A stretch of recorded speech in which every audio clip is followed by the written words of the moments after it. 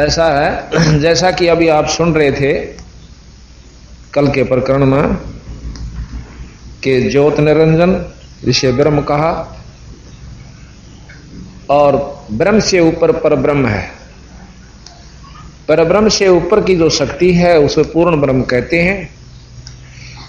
ऊपर का तात्पर्य है सुपीरियर, शक्तिशाली।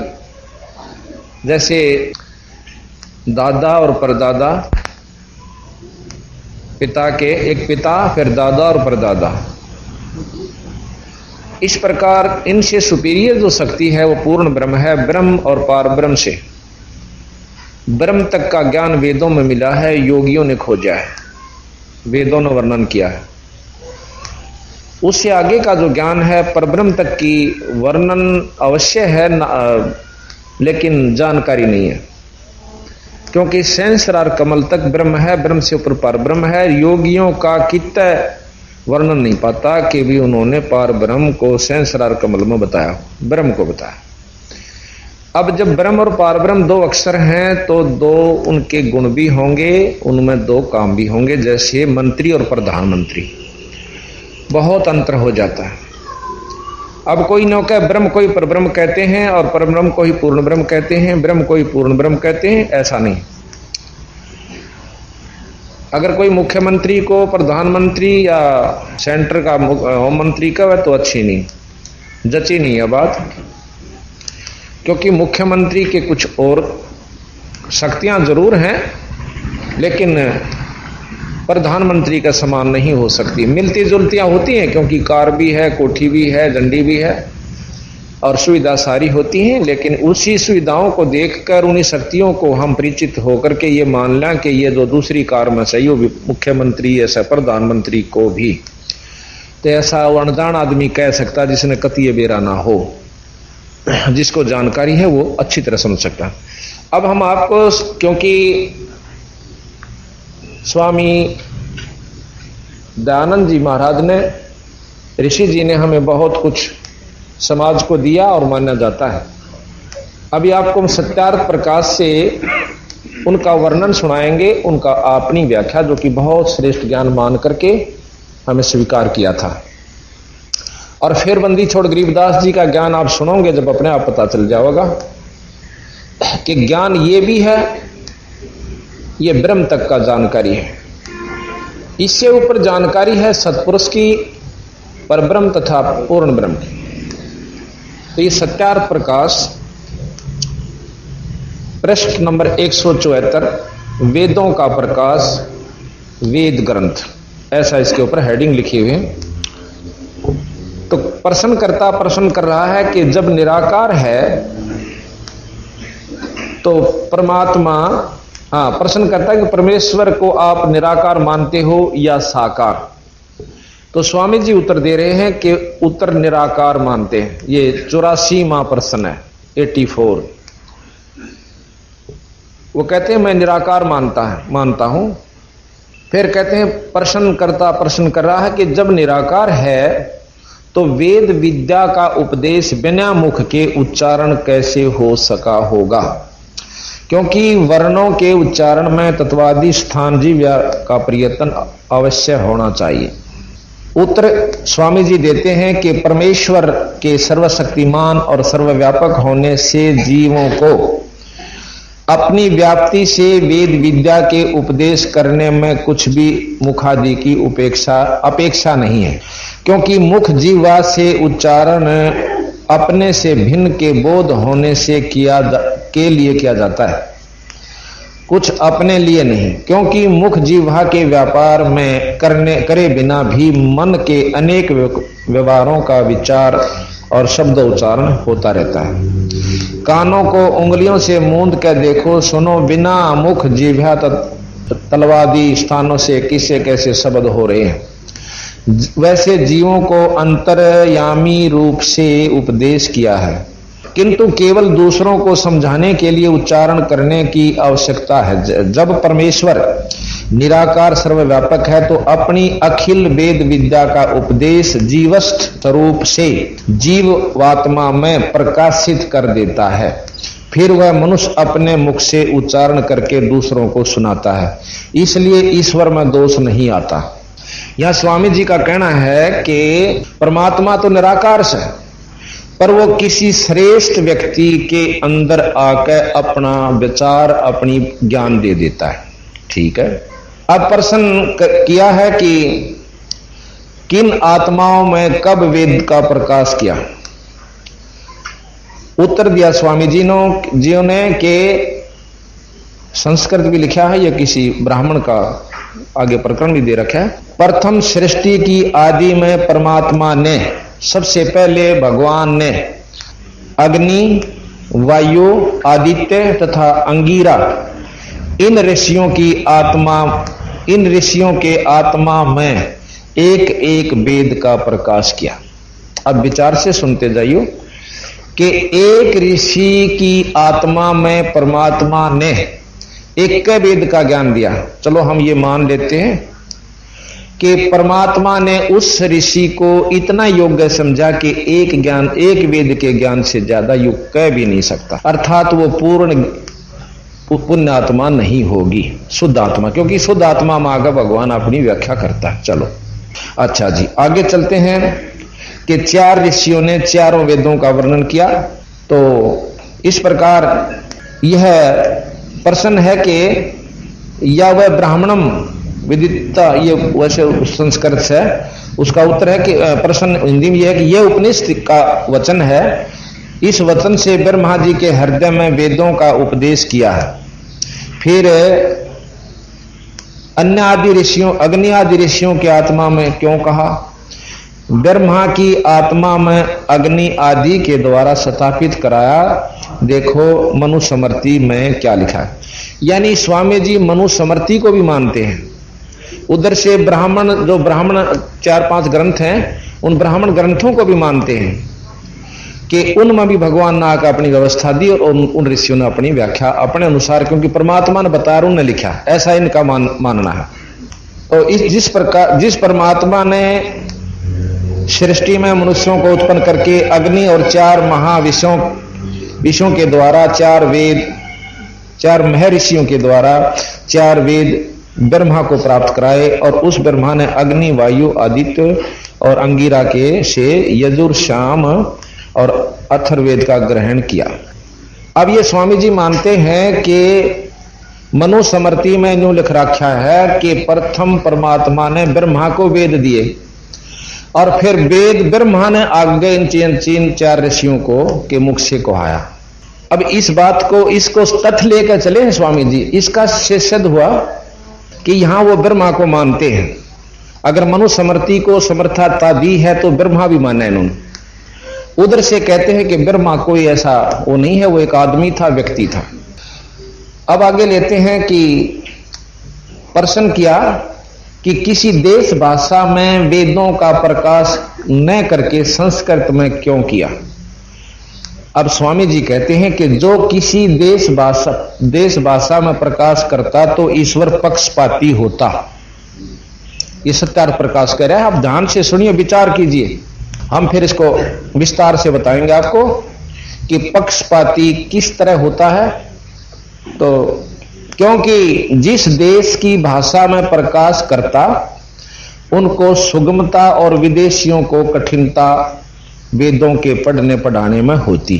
कहते हैं कि अगर किसी की मातृभाषा में, जैसे हरियाणवी भाषा में लिख देता तो दूसरी भाषा वाला ने दिक्कत होती, और तीसरी भाषा में लिख देता तो उनको होती। इसलिए भगवान पक्षपात नहीं किया और संस्कृत में कर दिया, जो कि किसी का समझ में नहीं आवती। संस्कृत आज बताओ कितने प्रतिशत जान सकते हैं? अब आगे चलिए। इसलिए संस्कृत में ही प्रकाश किया, जो कि किसी देश भाषा नहीं, और वेद भाषा अन्य सब भाषाओं का कारण है। उसी में वेदों का प्रकाश किया। जैसे ईश्वर की पृथ्वी आदि सृष्टि सब देश व देश वालों के लिए एक सी है, सब शिल्प विद्या का कारण है, वैसे परमेश्वर की विद्या की भाषा भी एक ही होनी चाहिए। सब देश वालों को पढ़ने पढ़ाने में तुल्य परिश्रम करने से ईश्वर पक्षपाती नहीं होता और सब आशाओं का कारण भी है। अब बंदी छोड़ महाराज के बारे में हम बताएं कि संस्कृत वो परमात्मा पक्षपाती है या ये है? गरीबदास परमात्मा ने सब भाषाओं में अपने उन्हीं चारों वेदों को सरलार्थ किया, सरल किया और जो का तुम और सब शास्त्रों को बताया कति जाटू भाषा में। जिस भी देश की जैसी भाषा इस ग्रंथ साहिब में सभी देश और प्रदेश की सभी भाषाओं का मिश्रण है। उर्दू, फारसी, अरबी, तुर्कानी, हिंदी, कति मातृभाषा, वहां की भी मातृभाषा। एक शब्द है इसमें पोइस, बाबा पोइस है, चला जावे पथ पोइस है। और जिन पोइस का मर्म ना जाना वो जन्म आकार आगे पोइस पाछे पोइस, पोइस पोइस ओइस है। और जिन पोइस का मर्म ना जाना जन्म आकार खोइस है। गरीबदास चल वहां जा छोड़ो जहां आवागमन नहीं होइस है। पोई ये एक बिहार की भाषा है। एक बिहारी था कि वो कहने लगा जी पोइस रास्ते को कहते हैं, रा के सब पंथ कहते हैं, पंथ पंथ हो रहा है, रास्ता रास्ता हो रहा है। रास्ता असली वो से जो सत मार्गदर्शक आपको देवे। आगे पोइस पाछे पोइस और पोइस पोइस होइस है, यानी पीछे जो हमने जानकारी हुई वो भी रास्ता ज्ञान था, आगे जो अब दे रहे हम यो भी पोइस से भी रहा। जहां तक वेद बता गए डट गए हम वहां से आगे आपको बता रहे हैं यो भी रास है। और कहते हैं जिन पोइस का मर्म नहीं जाना वो जन्म अकारथ खोइस है। गरीबदास वहां जा ले छोड़नू जहां आवागमन नहीं हुई से। स्वामी जी खुद मानते हैं कि जीव अमर नहीं हो सकता, कोई चार मुक्ति नहीं है। और जबकि अन्य विद्वान जितने भी आज तक किए हुए सब इन मुक्तियों को मानते हैं कि चार मुक्ति हमारे ऐसे ऐसे प्राप्त होती है। अब यहां देखिएगा कि बंदी छोड़ भगवान ने उनकी पोइस और चला जावे पग पोइस है, जो पाया चाला वो पग पोइस, यानी उस सरलार्थ भी और शब्दार्थ भी और साथ में उसका भावार्थ भी। और कहना कि चाहे वो भी कह दिया। पोइस चला जावे पद पोइस है, जो पाए चाल कर जा रास्ता राई हो से। उस पोइस का यहां कोई नहीं जानता और वहां पत्थर नहीं जानते पग ने, तो दोनों को समझा दिया चला जावे पग पोइस है, पाया चाल है वो पोइस है। उस पोइस को हम भी समझ पाए कि पग पाया चाल पड़े उसने राह का आकर रास्ता से। तो भगवान यू अच्छा जिसने गटमट करके चार आदमियों के सीमित कर दी और उन्होंने अपने ढंग से गोठ कर उस विद्या को गलत किया, किसी प्रकार भी प्रचार किया और आज दुनिया को नास्तिक बना दिया अपने स्वार्थवश। तो जब तक हमने बंदी छोड़ गरीबदास जी के शास्त्र का ज्ञान नहीं होगा इतने हम भक्ति पकड़ नहीं सकते, रास्ता लग नहीं सकते। इन्होंने कभी किसी की क्रिटिसाइज नहीं करी। और ये जो ग्रंथ साहब सत्यार्थ प्रकाश है इसमें केवल क्रिटिसाइज 90% भरी हुई है। ये प्रश्नोत्तरी नारी है, आपको आगे दिखाएंगे कि उस पंथ में ये घटियापन है, उसमें ये घटियापन है, वो इतने गंदे हैं, वो ऐसे करते हैं। कबीर साहब के बारे में आपको जानकारी मैंने दी थी। ABC का भी ज्ञान मेरे ख्याल के बिल्कुल प्रमाणित है कि स्वामी जी ने नहीं था बंदी छोड़ के बारे में, और फिर भी लिख दिया कि वो तो एक तुच्छ बुद्धिजीवियों का रास्ता है और जो है उसके से नीच व्यक्ति इकट्ठे हो जाया करते, उन पर अपनी धाक जमांदा जाए पाछ लोगों ने उसको सिद्ध बना लिया। कोई नहीं, जैसा भी कोई लिखे अपने लिए लिखता है, अपनी बुद्धि अनुसार नहीं लिख सकता है, कोई ऐसी बात नहीं। अब आप जानकारी पूर्ण रूप से हो जाओगे जब आपको पता चल जाएगा कि बंदी छोड़ क्या चीज थी। तो यहां लिखा है, इसलिए एक ऋषि ने एक ही उसका बोध था, क्या नाम है, वेद का, अर्थात वो ऋषि भी पूर्ण नहीं था। और बंदी छोड़ने जब एक ने चारों वेद, 6 शास्त्र, 18 पुराण, 11 उपनिषद, महाभारत, गीता, एक अनपढ़ आदमी के लिए जिसको कति ज्ञान नहीं है उसके लिए ये सब ज्ञान, इसलिए इस तरह समझो कि कहीं कुछ हुआ ना हो। आप नवजात शिशु को 10 साल के बच्चे ने पकड़ो और उससे पूछो कि महाभारत कद हुई थी, वेद के बताओ से, वो नहीं बता सकता। वो कन्नो कहेगा कि उसे वेद किसे कहें से वेद। और ये 10 साल के बच्चे ने बंदी छोड़ कबीर साहब गरीबदास जी ने अपनी वो चारों वेद बताए, 18 पुराण, 11 उपनिषद, महाभारत, गीता, वो सब कुछ लिख दे और फिर अगला अपना भेद बता दिए। यहां तक बिल्कुल सही मिला दिया कि ये ठीक से भाई। अर्थात उस बच्चे ने जब वो पिछला ज्ञान था तो आगे जो लिख रहे हैं वो गलत नहीं हो सकता जब पिछला सही मिला है। तो इसके बाद हम आपको बताते हैं आगे बंदी छोड़ने। ईश्वर निराकार है, वह आकार में नहीं आता। ये 155 पेज पे है। और उधर से आपने यजुर्वेद के 5वें अध्याय के 32वें श्लोक में कल परसों हमने बताया था कि वो खुद मानते हैं, वेद मानते हैं। महर्षि जी तो चाहे ना भी मानते, परंतु वेदों का तो सरलार्थ उन्होंने जो का तुम किया कि वो ईश्वर, वो कबीर नाम का परमात्मा एक, और वो सर्वव्यापक है जिससे सारी सृष्टि चेतन है, सबका आधार है। वो अपने सत धाम युक्त है। धाम स्थान को कहते हैं। जब भगवान का स्थान है, लोक है, तो वो आकार में भी है, अर्थात निराकार निरा नहीं है। यही कबीर साहब कहते हैं कि वो आकार में भी है। आकार किसे कहते हैं? जैसे हमने निर्गुण सरगुण निराकार शक्ति क्या होती है, जिस प्रकार प्रधानमंत्री अपने निवास स्थान पर या कार्यालय में या कहीं अपनी सरकारी दौरे पर होगा आकार रूप में, पर प्रधानमंत्री की निराकार शक्ति सत्ता, उसकी धाक हिंदुस्तान के कण कण में व्यापक है, कोने कोने में। उसी प्रकार मुख्यमंत्री की भी निराकार शक्ति अपने राज्य में के कण कण में व्यापक है। उससे नीचे आ जाइए, डिप्टी कमिश्नर, एसपी या और बड़े अधिकारी ले लीजिए, कोई भी किसी महकमे का है, उस बड़े अधिकारी की अपनी शक्ति भी उसके महकमे के हर कार्य क्षेत्र में सर्वव्यापक है। ये देवी देवता महाजन, दूसरे अफसर। तो इस प्रकार मतलब ये मतलब उदाहरणार्थ कह रहा हूं मैं, इनको देवी देवता ना समझो कि ये देवी देवता है, ये उदाहरण दे रहे हैं। इस प्रकार निराकार शक्ति है। तो इसी प्रकार निराकार रूप में निरंजन अपने लोक में है, जैसे आपको कल दिखाया था। इसका अलग से एक लोक भी है और आकार रूप में, और निराकार रूप में सर्वव्यापक है अपने 21 ब्रह्मांड में, जैसे मुख्यमंत्री अपने राज्य में पूर्ण रूप से व्यापक है। इससे ऊपर परब्रह्म है, अक्षर पुरुष का, जिसके नीचे पता नहीं कितने निरंजनांश, और वो भी जैसे मुख्यमंत्री के नीचे 10-12 जिले, कई बड़े राज्यों में 20-20, 25-25 भी हैं जिले आते हैं, डीसी आते हैं, आईएएस अफसर आते हैं, कमिश्नर आते हैं। और इनसे ऊपर मुख्यमंत्री प्रधानमंत्री है, जिसके नीचे कई मुख्यमंत्री उनके आ जाते हैं, यानी वो ज्यादा शक्तिशाली है। कबीर साहब ने जो का तो भेद दिया है, और महर्षि दयानंद जी तथा अन्य ऋषियों ने केवल ब्रह्म तक की जानकारी दी है। ये आप सत्कर मानिए। प्रश्न किया कि ईश्वर साकार है कि निराकार? उत्तर मिला निराकार, क्योंकि साकार होता तो व्यापक नहीं हो सकता।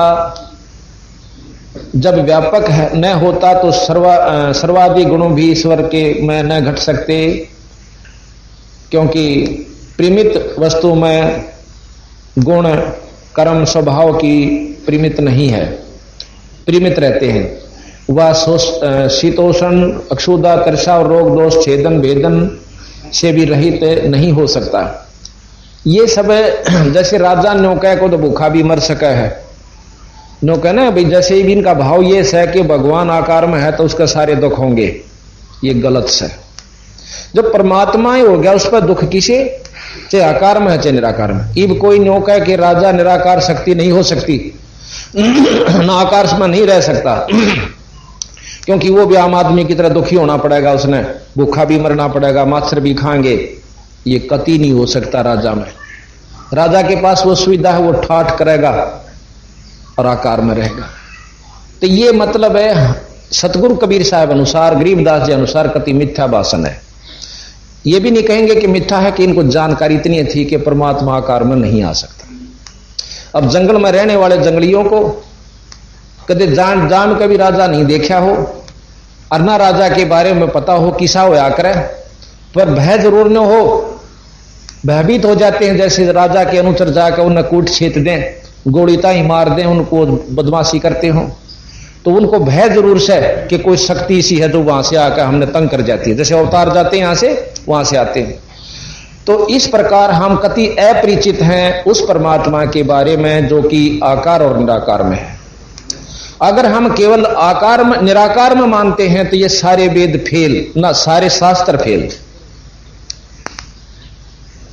हमने और आकार में मानते हैं तो स्वामी जी फेल और ब्रह्म भी फेल, वेद भी फेल। हमने दोनों को लेकर चलना होगा और दोनों को लेकर कबीर साहब चले कि ये शास्त्र भी ठीक बताओ और ये भी ठीक बताओ। जैसे 5 अंधे थे, उनको किसी ने कहा कि भाई हाथी बहुत बड़ी जीव हो सा, बहुत नो कर दे सा, उसमें इतना नो खींच ले सा। नो बोला वो हाथी हमने भी दिखा दो। 5 अंधों को हाथी के पास जाकर छोड़ दिया। अब एक कहता पांठ आगे, एक का पूछड़, एक पेट तले के यानी शरीर पर हाथ फेरे से, और दूसरे का उसकी सूंड ठहगी, एक का कान का हाथ लग गया। पूर्ण विवरण ले लिया उसका कान का, किसा हो से छाज कैसा हो से, अपने मन में विचार किया। फिर हाथी के पांव जिसके ठहरे थे वो आकर के फिर पूछा भाई देखा है हाथी? खूब देखा है। ये जो समाधिस्थ होने वालों के ऊपर व्याख्या है अनजानपने में। तो वहां क्या हुआ, जिसका पांठ आए थे उन्होंने बोला हाथी बताऊं किसा हो से? अग देख थांब का हाथ लाकर ने बोला थांब कैसा हो से। जिसका पुछड़ ठाई थी ने बोला पटे कैसा हो सा हाथी। जिसका कान्ना का विवरण लेकर आया था पूरी जानकारी ने बोला छाज देखा है हाथी, छाज कैसा हो से जैसा होता है। और सूंड ठाई थी ने बोला एक रबड़ की नाली सी हो ना मोटी, ईसा हो सा हाथी। और छोड़ने ने हाथी तो भाई थांब कैसा हो से। जिसका पेट पर हाथ फेरा था ने बोला बेटोड़े कैसा हो सा हाथी थे, क्यों करड़ा करड़ा भी हो से और भारा भी इतना हो से। तब 5 मुक्कम मुक्का घुसम घुसे। एक आ गया क्यों लड़ो सो? नो बोला इसने बेरा न ब्यारी अर्जों का हाथी छाज कैसा हो, हाथी तो ईसा मोटा हो से थांब कैसा। और उन तो भाई के बोला बेटोड़े कैसा हो सा हाथी, तो वही कैसे न बेरा है कौन। एक का बोला पटे कैसा हो। तो वो ने बोला जिसको पूर्ण जानकारी है बीरा ये उसके अंग है, इन सबको मिलाकर हाथी बने। अब कोई तो विष्णु भगवान मान रहा, कोई शंकर जी ने, कोई ब्रह्मा जी ने, कोई हनुमान जी ने, कोई गणेश ने, कोई माता ने, और कोई क्या नाम ब्रह्म तक ही सीमित हो गए बंदी छोड़ के हैं कि ये उस पूर्ण ब्रह्म के अंश है, ये पूर्ण परमात्मा नहीं है। इन तक काम डग रहा है उसका, और उससे भिन्न भी नहीं, क्योंकि हर जीव महाराज कबीर साहब से आए हैं सतपुरुष से। तो इस प्रकार की व्याख्या जो बंदी छोड़ने दी है बिरा यो किता मिलेगी। इसलिए परमात्मा भी शरीर धारण नहीं कर सकता, क्योंकि वो सारा दुखी हो जा। फिर ऐसे भी यहां सिद्ध पुरुष हुए हैं जिनमें अग्नि का भी असर नहीं होता। अर्थात आप देखते हो धुने के ऊपर 5-5 धुने लाकर जेठ की धूप में बैठ जाए, उसमें कोई शक्ति सिद्धि है जिस तो उसका असर नहीं होता। और आप बैठ कर दिखाओ जड़ नहीं जाओता। तो इसका मतलब यह है कि जब उस एक व्यक्ति में मनुष्यधार शरीर करके आ रहा है, एक संत भगत है और वो साधना कर रहा है, उसका आगे भी असर नहीं कर रही, तो परमात्मा तो उस तो बहुत सुपीरियर शक्ति है और वो आकार में आ जाता उस पर भी कोई है जहां पर उस पर कोई भी ये 5 तत्व असर नहीं करते। तो इस प्रकार हमने जो जानकारी थी वो यही थी। अच्छा, दूसरी तरफ लिखते हैं वेदों में, आपको दिखाऊंगा कि महाराज कबीर साहब तथा अन्य शास्त्र और कबीर साहब भी उसको मान्यता देते हैं कि एक इंद्र नाम का भगवान से देवता है जो इंद्रलोक में रहता है। जैसे चीफ इंजीनियर हुआ करे और वो पानी का सारा प्रबंध यानी पानी बरसाना बादल करना ये सब उसके अंडर आते हैं। लेकिन और सारे ठाठ करता उसके इतनी उर्वशी है ऐसा लिख रखा है, वो नो नाचता है, ऐसे रहता है, ऐसे ठाठ है उसके, तरह कितनी को सुंदर सुंदर औरतें हैं वहां नाचती रहती हैं, ऐस करता है। तो वेदों में लिखा है कि वो ऐश्वर्यवान भगवान से। अब बताओ यही खंड हो जाता है स्वामी जी का वर्णन कि उस पर फिर तो अगर वो आकार में है तो उसका वो सारे गुण सुख और दुख उसको सेध देंगे। अब जब वो ऐश्वर्यवान है तो गुण सहित हुआ, जब ऐश का भोग रहा है वो परमात्मा, तो उसमें जब उसमें सुख हो रहा है तो दुख भी होगा। इन्हीं का अपना ही विचार खंड हो जाता है कि जब ऐश्वर्यवान भगवान लिखा है उन्होंने इंद्र को, कि इंद्र जो वेदों में वर्णन है इंद्र का भी, ब्रह्मा जी का भी, विष्णु जी का भी, शंकर जी का भी है, पर उनको इन्होंने अलग अलग अपने दिमाग के अनुसार उनको उपाधि दे दी। ऐसा सतगुरु महाराज ने बताया। तो अब हम आपको बताते हैं सतगुरु कबीर गरीबदास जी के पास एक बार 9 योगी आ गए थे, जैसे हमने आपको वर्णन दे चुके हैं। उन्हें 9 ने भंडारा महाराज से भोजन मांगा, सूखा सीधा गरीबदास जियों से छुड़ानी में। और जब उन्होंने भोजन तैयार कर लिया तो 10 थालियां में, पात्रों में परोस दिया। 9 योगी 10 में बंदी छोड़ गरीबदास जी छुड़ानी वाले जमींदार जाट कहो, वैसे संत जाति नहीं मानते, लेकिन या फीत जो लाग रही है ना, न्यू बतानी पड़ा है। कदे को नो सोचे विद्वान और संस्कृत विज, संस्कृत के ज्ञाता विद्वान ही ईश्वर प्राप्ति कर सकते हैं, या कति भूल से भाई। इस चौंध को तोड़ने के लिए हम जाति जो संसारिक है बतानी पड़ रही है। जैसे रविदास जियों को बताया कि वो चमार जाति में थे, इसलिए कि उन्होंने 700 ब्राह्मणों को भी नतमस्तक कर दिया, अर्थात विद्वानों की विद्वता की आवश्यकता नहीं, आत्म कल्याण के लिए। तो सभी जब 10 थालियां में खाना परोस दिया गया और महाराज गरीबदास जियों को भी उन्हें विनय करके बिठा लिया कि आप भी भोजन पा लो। सतगुरु महाराज कहे थे आप भोजन पाओ, हम तो यहीं रहते हैं, फिर बाद में खा लेंगे। नहीं, आपने जरूर खाना होगा। सतगुरु महाराज बैठ जाते हैं। 9 योगी बैठ गए, 10 योगेश्वर जो कि आकाश से उड़ के आते हैं, और महाराज जी भी बैठ के खड़ा होकर एक ने शंख बजा दिया। 33 करोड़ देवता आकाश मार्ग से आकर के साधु रूप में वहां सारी छुड़ानी की जमीन पर खत्म हो जाते हैं। बहुत दूर तक ग्रीष्म ऋतु थी, पहले जमीन खाली पड़ी रहा करती थी। और कहने लगा वो योगी कि इन सबको भोजन करवा दो। बंदी छोड़ने अपनी शक्ति से उन सबको अपनी थाली पर चादर डाल के और सबको भोजन, वहीं से ऑटोमेटिक अपने आप थालियां चलती हैं, सबको भोजन करवा दिया। इस शक्ति को देखकर वो 9 योगी कहने लगे, हे महाराज, हमने नहीं मालूम था कि आपकी स्तुति सुनी थी, आपकी महिमा सुनी थी, पर न्यों नहीं पता था कि आप सच्चे इतने महान सो। फिर बंदी छोड़ने बोले कि तुम न्यों सोचते हो कि मैंने वेद के बारे में ज्ञान नहीं है, अब मैं आपको वेद के बारे में ज्ञान देता हूं। महाराज जी कहते हैं कि वेद जहां तक ज्ञान देते हैं हम उसको सत्य मान रहे हैं। गरीबदास जी महाराज कहते हैं असत्य नहीं माना हमने, लेकिन उस वेद के ज्ञान से काम नहीं चलता, जीव जन्म मरण तक बंद खत्म नहीं होता। ऐसा सतगुरु महाराज का कथन है। अब आप सुनिएगा। एक समय 9 योगेश्वर बार बार कह रहे थे कि वेदों में ऐसे लिखा है, वेदों में यह साधना लिखी है। कभी कहते थे वेदों में यह क्रिया लिखी है, ब्रह्मरंध्र खोलने की। यह वेद किसे कहते हैं, कृपा बताने का कष्ट करें। यानी प्रश्न किया सतगुरु महाराज से गरीबदास जी, तो बंदी छोड़ उत्तर देते हैं। तो ये मतलब एक प्रश्न उत्तर चल रहे हैं। ऐसे ही एक रमलू नाम का भगत, गुरु भगत था, गुरु भगत से प्रश्न करता है, बंदी छोड़ के शिष्ट। तो वो उत्तर दे रहा है कि बंदी छोड़ ने मेरे सामने के वर्णन किया। भाई रमलो, जब 9 योगेश्वरों ने वेद ज्ञान को श्रेष्ठ बताना चाहा, तब महाराज ने चारों वेदों के सारे मंत्रों की गिनती कर बताई तथा कही कि 5वां वेद मुक्ति का है, जिसे सूक्ष्म वेद कहते हैं। उसका आप महापुरुषों को पता नहीं। इन चारों वेदों ने जो इस 5 तत्व के शरीर पुतले को सुरक्षित रखने व कुछ साधन करने, कुछ समय के लिए वैकुंठ की झलक लेकर फिर 84 के चक्कर काटने के तरीके का वर्णन कर रखा। महाराज जी ने बताया कि हे योगेश्वरों, आपको यह भ्रम होगा कि गरीबदास जी को वेदों का अर्थ या ज्ञान नहीं, जानकारी नहीं है।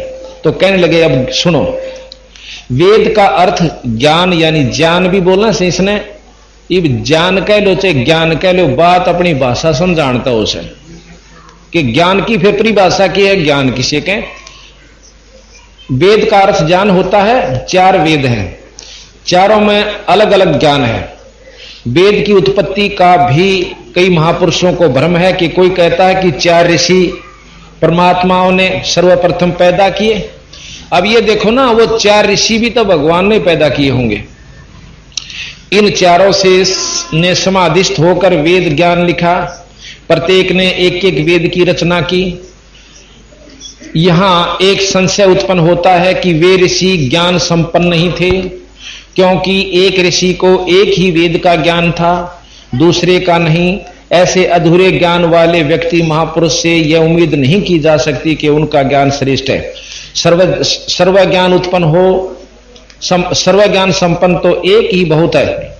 जिस प्रकार कबीर साहब ने चारों वेद व 18 पुराणों, 6 शास्त्रों और 11 उपनिषद, गीता जी, भागवत, रामायण, महाभारत का पूर्ण ज्ञान देकर के मुसलमान धर्म का भी ज्यों का तो वर्णन, चारों कतेबों व मोहम्मद की उत्पत्ति तक का ज्ञान दे रखा है कि मोहम्मद जो मुसलमान धर्म के प्रवर्तक हैं वो कैसे उत्पन्न हुए और कौन से लोग आए थे।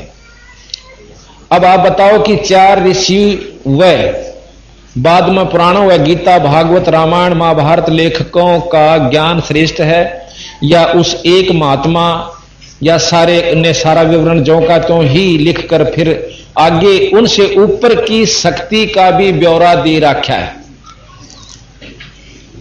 वह श्रेष्ठ है। नौ योगेश्वर ने कहा कि हम आप गरीबदास जी से कह रहे हैं, ना कि कबीर साहब से। ने बोले हम आपने पूछा, हाँ कबीर साहब का नहीं पूछते। आप अपने ज्ञान का परिचय दें। महाराज जी ने कहा कि यदि पूर्ण विवरण चाहिए तो मेरे केवल एक ही, सारे ही वर्णन का दे दिया, उनका ज्ञान श्रेष्ठ। अब यहां चारों को सबको ले लिया। किसी ने तो 18 पुराण ही ज्ञान था, किसी ने चारों एक एक वेद लिख दिया, किसी ने रामायण, जैसे तुलसी साहब ने केवल रामायण की ही व्याख्या की। तो महाराज के उन सबको मिलाकर अकेले बंदी छोड़ कबीर साहब व गरीबदास जी में वह शक्ति है, इन सबको मिला और उनसे ज्यादा है, क्योंकि उन आगे का भी ज्ञान दिया। सारा विवरण जौका त्यों ही लिखवाकर और फिर आगे का उनसे ऊपर की शक्ति का ब्यौरा दे रखा है, वह श्रेष्ठ है। अर्थात बंदी छोड़ महाराज को महाराज श्रेष्ठ सिद्ध कर रहे हैं और है भी। 9 योगेश्वरों ने कहा कि हम आप यानी गरीबदास जी से कह रहे हैं, ना कि कबीर साहब से। यहां वार्ता चल रही है। हमने ये वाणी लिख रखी है, सतगुरु तेरी वाणी अमृत किताब, उसमें प्रश्नोत्तरी चला रखी है। उसमें तो यहां कबीर साहब, गरीबदास जी और योगेश्वर आपस में बात कर रहे हैं। तो गरीबदास जी ने अपने आप को छुपा के और अपने पूज्य गुरुवर पूर्ण ब्रह्म कबीर साहब की महिमा सुनाई उन ऋषियों को। तो वह नो कहने लगे कि ये तो चलो ठीक है, कबीर साहब ने तो कुछ भी किया, आप में क्या जानकारी है, आपको क्या ज्ञान से। उन्होंने धोती कुर्ते वाला जमींदार दिखा कि कुछ नहीं जानता हूं, बात बात बनावा से। तो आपको क्या जानकर, हम आपसे पूछ रहे हैं, कबीर साहब से नहीं। आप अपने ज्ञान का परिचय दें। महाराज जी ने कहा कि यदि पूर्ण विवरण चाहिए तो हम मेरे द्वारा लिखवाया गया ग्रंथ तुम्हारे चारों वेदों को मिलाकर भी ज्यादा मंत्रों वाला है। वेदों का विवरण सुनो।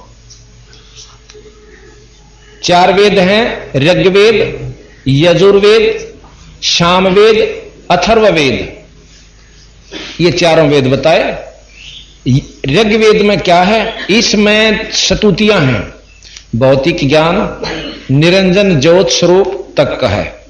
इसमें 10 मंडल, 8 अष्टक और 64 अध्याय, 85 अनुवाक और 1028 सूक्त हैं और 1024 वर्ग, 1024 वर्ग, 10,552 मंत्र और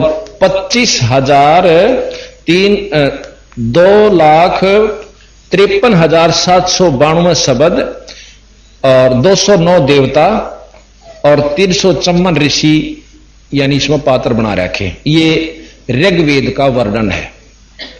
अब इसके कुल मंत्र जो हैं अपने जो मंत्र हैं इसमें वेद मंत्र इसमें लिखा है 10,552। अच्छा, यजुर्वेद में लिखा है कर्म कांड है, यज्ञ का वेद है, इसमें 40 अध्याय और 1975 मंत्र हैं, 90,525 शब्द हैं, कर्मों व यज्ञों का विस्तार पूर्वक वर्णन है। अब सामवेद है, उपासना साधना का वेद है, ज्योत स्वरूपी निरंजन तक है, इसमें 27 अध्याय हैं, 87 श्याम, 1875 मंत्र। श्याम के 2 भाग हैं, पूर्वार्चिक उत्तरार्चिक। आगे अथर्ववेद, इसमें साधना से प्राप्त उपलब्धियों का वर्णन है, जिस प्रकार साधक को पता चल जाता है कि उसकी साधना किस स्थान पर है, क्या स्थिति में है। इसमें 20 कांड, 25 प्रापाठक, अनुवाक, 760 सूत्र सूक्त और 731 वर्ग व 5,977 मंत्र हैं। यहां लिखा है कि 21 ऋग्वेद की, 101 यजुर्वेद की, 1000 सामवेद की और 9 अथर्ववेद की, कुल चारों वेदों की 1131 शाखाएं हैं। चारों वेदों के कुल 20,379 मंत्र हैं। चारों वेदों के मिलाकर के कुल 20,379 मंत्र हैं। अब सुनो मेरा गरीबदास का ज्ञान। मैं निअक्षर हूं, मैंने ग्रंथ लिखवाया है जिसमें 24,000 मंत्र हैं। जो 5वां वेद है हम संत हरदम पढ़ते हैं, वह सूक्ष्म वेद है। चारों वेदों को पढ़ने वाला कभी भी जमदूतों से के जपेटों से नहीं बच सकता। गरीबदास जी की वाणी माता है, गरीब जो नर चारों वेद कथनते, देखे जम की जाली, यानी काल के ही जाल में रह गई। भैरव ने रक्षा ना कीनी, ना खेत्र पाल रखवाली। गरीब ज्ञान दान ब्रह्मा दिया, सकल सृष्टि माही, और सोम डूम मांगत फिर जिन कुछ दीना नहीं। अब सतगुरु महाराज कहते हैं, गरीब चारों युग में हम पुकारे, कूक कया हम हेल रे, भाई हीरे माणिक मोती बरसे, यो जग चुगता ढेल रे। कि हम जो रास्ता मार्ग दर्शन कर रहे हैं वो सत्य है, और जो तुमने आज तक सुना वो मतलब ब्रह्म तक की स्थिति का ही आपको ज्ञान हो। इस प्रकार वो चारों योगी महायोगेश्वर, जो 9 योगेश्वर थे, सतगुरु महाराज के चरण छूकर चले गए कि आपकी महिमा अपरंपार है। अब थोड़ा सा हम वाणी आपको पढ़कर सुनावांगे ताकि आपको ज्ञान हो कि बंदी छोड़ का ज्ञान कितना श्रेष्ठ है। उसके बाद आपको 24 सिद्धि के बारे में जानकारी देंगे कि बंदी छोड़ गरीबदास जी ने अपने ग्रंथ साहब में 24 सिद्धियां का ज्यों का तो वर्णन कर रखा है कि उनसे की उपलब्धि हो से।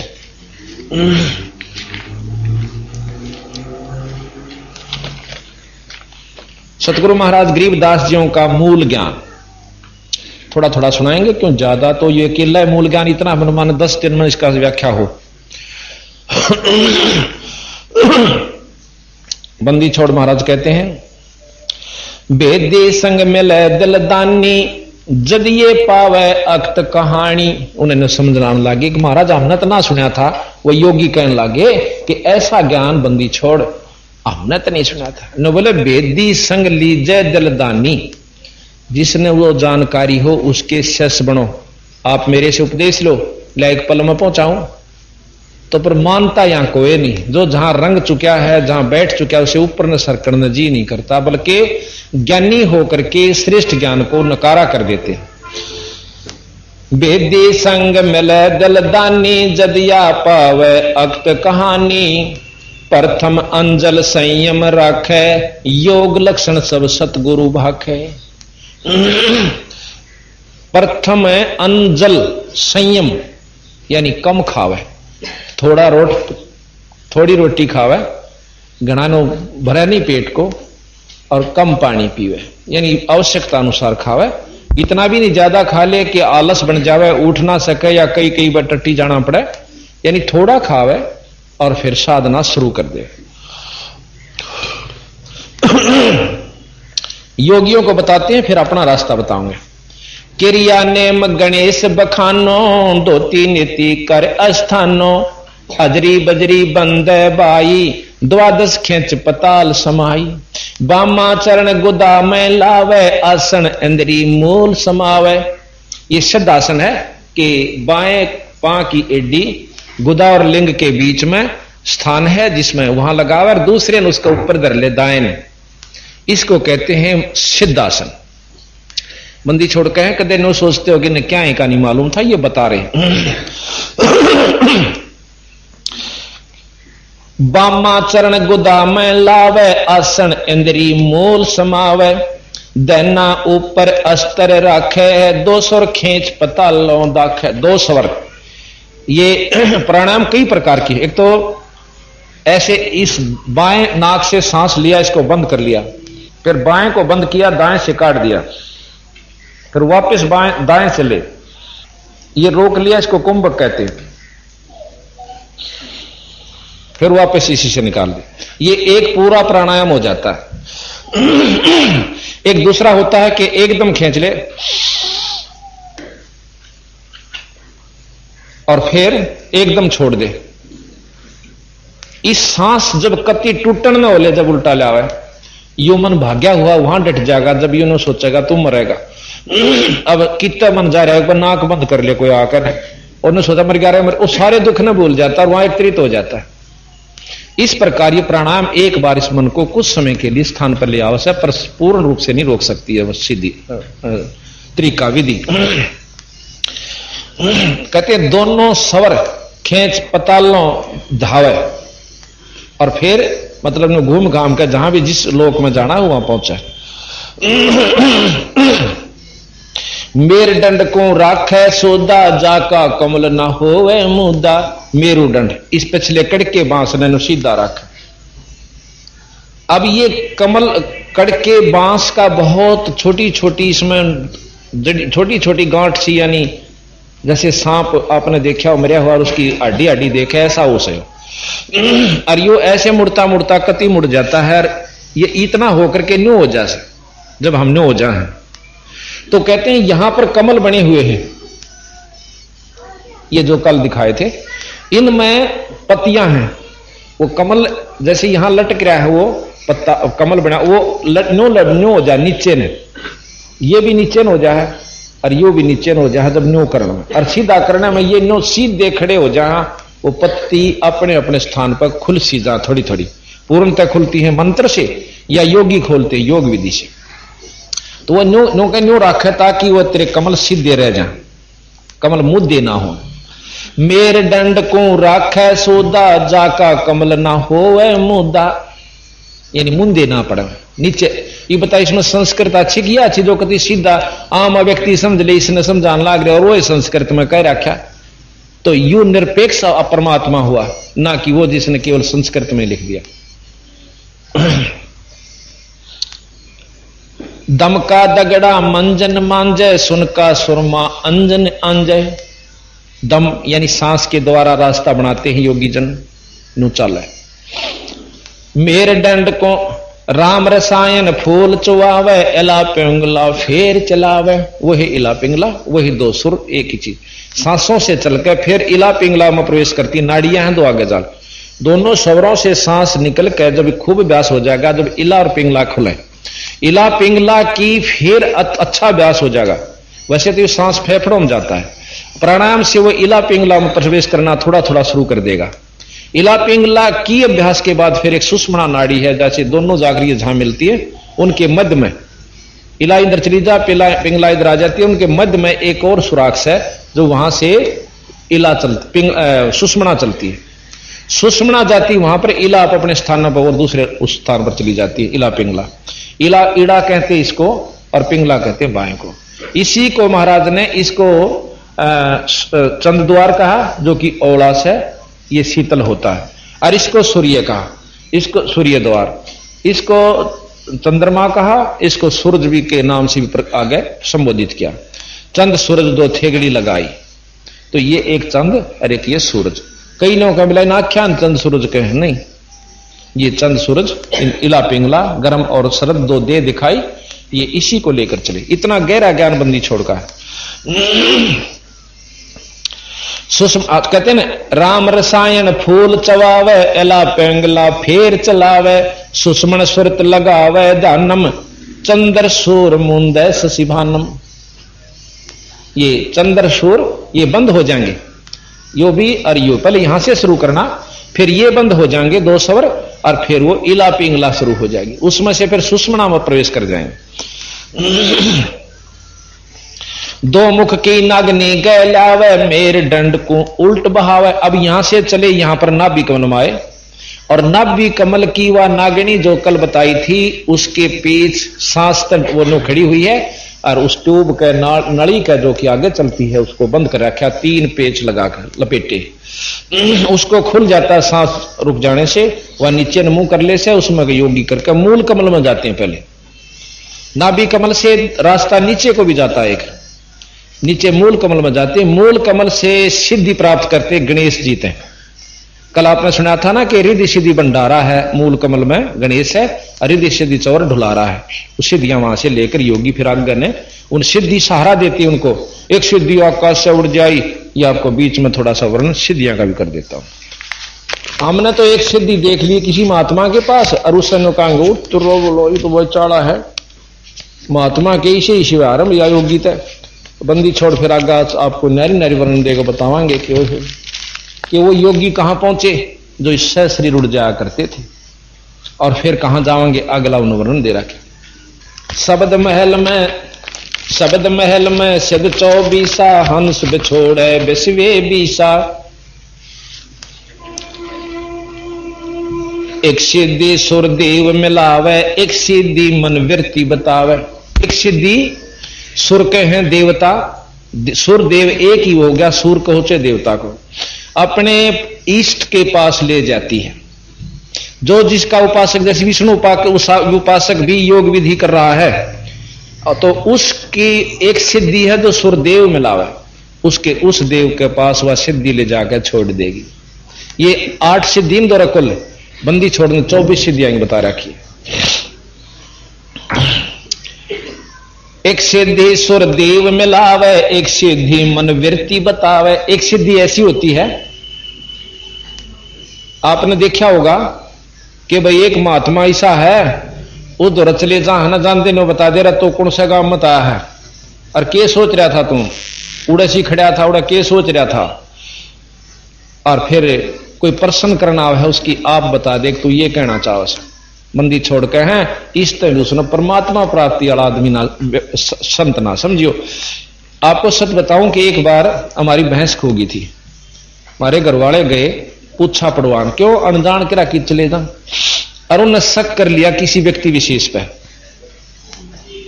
वहां गए, तने बोला भाई अपने न्यारे न्यारे कागजा पे 10 आदमियों के नाम लिख दो, और जिन मत एक आदमी हो जिस पर थारा शक है। उनने उस शक वाले आदमी का नाम लिख दिया। उसने फट दे मूंद का आंख और वह पर्ची काट दी जिसकी उनके मन में शक था। ये मेरे पिताजी आड़े बैठे, ये गया था गेला उनका। तो उसके बाद वो भाई पुलिस में भी दिया। पुलिस वाले ने बोले भाई तेरी पूछा के आधार पर हम इसने कुछ कहा को नहीं ने, बाकी हमारी तरफ से चोर नहीं। फिर अब पता भी चला को चोर नहीं था। दूसरी बार फिर गए राजस्थान में, फिर दूसरे पर शक कर लिया। ने बोला भाई जिस पर थारा शक है और वो पर्चियां में लिखवा दो, लिखवा दिए 10 नाम। उसने फट जो नए पर शक था वो काट के दे दिया। क्यों आड़त पूरा विचार करके चला, हमने उड़ा देखा और उस पर पूछा, वो नो बोला और उसकी नो वृत्ति थी पक्का चोर से। तो उड़द सारे बतलांदे भी जहां राम है, सारे के मन में फिट हो जाए पक्का चोर से, और जानने लिख दे। उसने वह एक कागज ठा के दे दिया जो नया चोर सिद्ध कराया था अपने आप में हमने। उन्होंने बोला यू चोर से। फिर आए वो उन पंचायत करी, भाई क्यों खाम खा के गेट बना रहे हो, काल उसने चोर बताओ थे, आज यू बताने लाग रहे। तो भाव ये वो भी चोर नहीं था, उसका कोई भेद नहीं चला उस भैंस का। तो भाव ये से कहने का कि ये सिद्धियां होती हैं। ये तो वो एक पूछा पढ़ में बता दे तेरे मन में कैसे हुआ, मन वृत्ति बता दी उसने, मन की वृत्ति बताओ और न्यो बता दे। और साधु आंख में चूं बैठे न सोचेंगे वो भगवान के चाड़ा से बंदी छोड़ के गधे की जुनी में जाएंगे ये लोग। इस सतगुरु प्रमाण से आपके सामने प्रमाणित है, कोई ऐसी वैसी बात नहीं है को हम अपने घर से कहते हैं। एक सिद्धि सुर देव मिलावे, एक सिद्धि मन वृत्ति बतावे। एक सिद्धि हो पवन स्वरूपी ही, एक सिद्धि हो वह अनुरूपी। एक सिद्धि हो पवन स्वरूपी, हवा में ये समान हो जाते हैं, दिखते नहीं। एक सिद्धि निस्वासर जागे, एक सिद्धि सेवक हो आगे। एक संत गांव के बाहर जा बैठा और देखा गांव वाला भाई काल का बैठा है और सौंदा नीनो बैठा और या घूम फिरावा से फिर बैठ जा। हमने सुता नहीं देख लिया, आज 3 दिन हो गए सुना आंख नीचे, और लोग क्या देखने लगे 10 दिन हो गए सोए नहीं। उसके पांव पकड़े और मंदिर बना दिया और मार बेगन तार दिया।